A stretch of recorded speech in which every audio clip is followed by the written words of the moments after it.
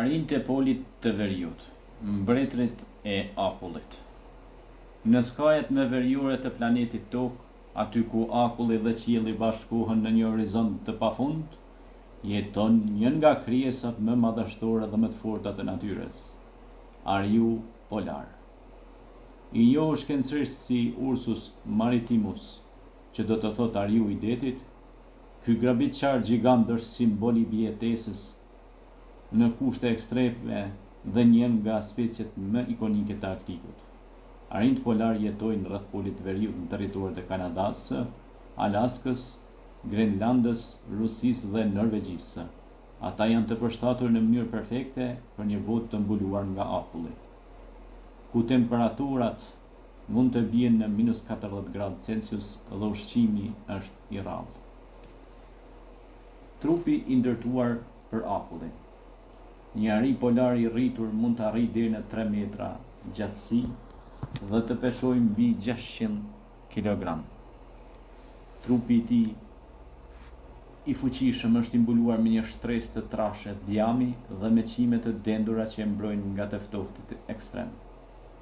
Edhe pse duken të bardhë, kimet e arinjve polar janë në fakt transparente dhe reflektojnë dritën, ndërsa lkura poshtë tyre është e zezë për të thithur sa më shumë nxehtësi nga dielli. Putrat e tyre të mëdha u shërbejnë si kpucë dëbore natyrore, duke shpërndar peshën mbi akull dhe duke i ndihmuar të nëtojnë në distanca të gjata. Arrinjtë polar janë notarë të shkëlqyer dhe mund të përshkojnë 10 kilometra në ujërat e akullta të Oqeanit Arktik. Gjuetar të duruar, ushqimi kryesor i ariut polar janë fokat, veçanërisht fokat unazore. Për t'i kapur ato, ariu përdor durimin dhe inteligjencën. Ai mund të presë për orë të tëra pranë një vrime në akull, duke pritur që foka të dalë për frymëmarrje.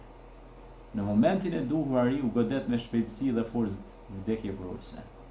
Kjo teknikë gjuetie varet plotësisht nga akulli i detit.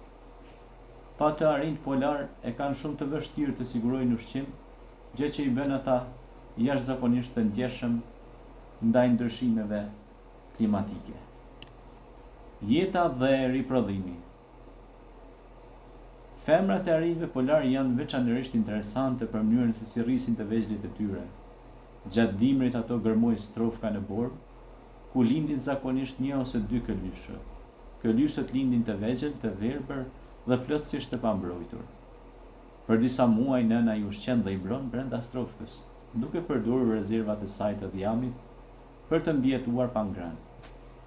Kur vjen pranvera, ajo del nga strofka me këlyshët, gati për të përballur me botën e ashpër të Arktikut. Kërcënimet moderne. Sot arrinjtë e polit të veriut përballen me një nga sfidat më të mëdha në historinë e tyre, shkrirjen e akullit për shkak të ngrohjes globale. Me zhdukjen e akullit të detit, habitatet e tyre po të kurren dhe gjuetia bëhet gjithnjë më e vështirë. Shumë arinj janë të detyruar të nëtojnë distanca më të gjata, duke shpenzuar më shumë energji dhe duke rrezikuar jetën. Të tjerë afrohen pranë zonave të banuara nga njerëzit në kërkim të ushqimit, gjë që shpesh çon në konflikte fatale. Simbol i Arktikut. Arrinjtë polar nuk janë thjesht kafshë të egra. Ata janë tregues të shëndetit të planetit tonë. Fati i tyre është i lidhur drejt për drejt me fatin e akullit arktik dhe me veprimet e njerëzimit. Mbrojtja e ariut polar do të thotë mbrojtja e një ekosistemi të tërë. Është një thirrje për ndërgjegjësim, për respekt ndaj natyrës dhe për veprim kundër ndryshimeve klimatike.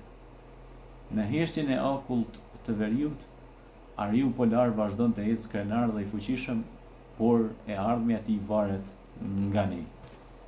Andaj ne duhet t'i promovojmë sepse ato janë në shërbimin tonë.